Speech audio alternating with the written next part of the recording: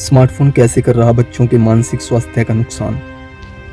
अगर आपको लगता है कि कम उम्र में ही बच्चों के हाथ में स्मार्टफोन या टैबलेट देने से उनके ज्ञान में बढ़ोतरी होगी या डिजिटल दुनिया की उनकी समझ बढ़ेगी, तो आप गलत सोच रहे हैं।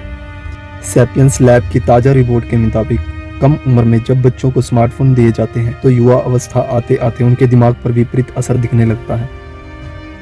स्मार्टफोन से महिलाओं को होने वाली मेंटल हेल्थ समस्याएं, इन्फेक्शन होने की आशंका, गुस्सा होना, मूड में बदलाव, सच्चाई से दूर रहना, बुरे सपने आना, चिड़चिड़ापन, हेलुसिनेशन, आत्महत्या के विचार आना, असमंजस की स्थिति। ये रिपोर्ट 40 देशों के 2,76,969 युवाओं से बातचीत करके तैयार की गई है।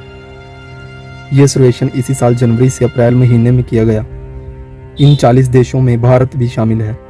इस रिपोर्ट में कहा गया है कि 74% महिलाएं जिन्हें 6 साल की उम्र में स्मार्टफोन दिया गया था, उन्हें युवावस्था में मेंटल हेल्थ को लेकर परेशानी आई। मानसिक स्वास्थ्य को लेकर आंकलन में इन महिलाओं का स्तर कम रहा। जिन लड़कियों को 10 साल की उम्र में स्मार्टफोन दिया गया, उनमें 61% का MCU स्तर कम या खराब रहा। कुछ ऐसा ही हाल 15 साल की 61% लड़कियों का रहा। दूसरी ओर 18 साल की लड़कियों को जब स्मार्टफोन मिला तो ये आंकड़ा 48% ही रहा।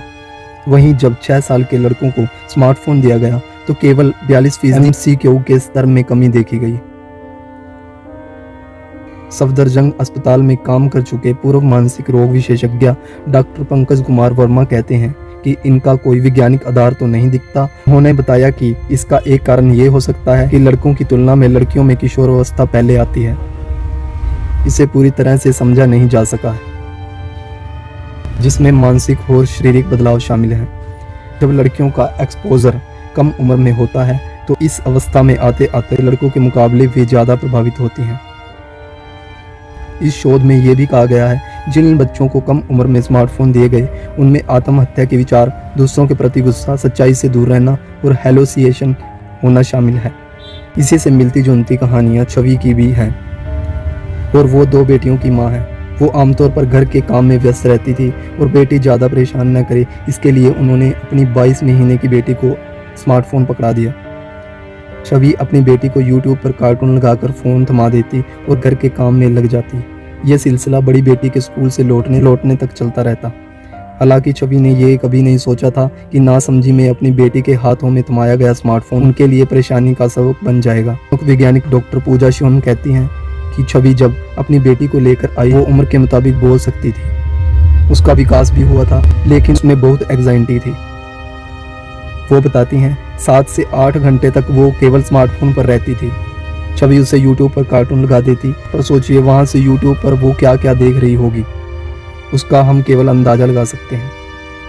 वो डरी रहती थी, उसे एंग्जाइटी रहती थी।